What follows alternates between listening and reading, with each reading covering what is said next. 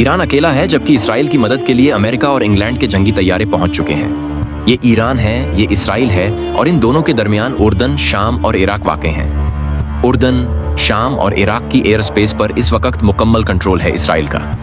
जो अमेरिका और इंग्लैंड से जंगी तैयारे इसराइल की मदद के लिए आए हैं, वो इस वक्त इराक, शाम और उर्दन की एयर स्पेस पर मौजूद हैं। जब भी ईरान की जानिब से किसी ड्रोन या किसी और हमले की कोशिश की जाती है इसराइल पर, तो यही जंगी तैयारे जो इन तीन ममालिक की फ़ज़ाओं में मौजूद हैं, उस हमले को नाकाम बना देते हैं। और जब इसराइल की जानिब से ईरान पर रॉकेट फायर किया जाता है, तो जब ईरान का डिफेंस सिस्टम उस रॉकेट को नाकारा बनाने की कोशिश करता है, तो ये जंगी तैयारे फ़ौरन ईरान के डिफेंस सिस्टम पर हमला कर देते हैं। न सिर्फ अमेरिका और इंग्लैंड के जंगी तैयारे इस वक्त इस एयर स्पेस में मौजूद हैं, बल्कि इसराइल के अपने जंगी तैयारे भी वहाँ पर गश्त कर रहे हैं। ईरान के लिए ये वक्त बहुत कठिन है, लेकिन इंशाअल्लाह अल्लाह की मदद आएगी और ईरान को फतह नसीब होगी।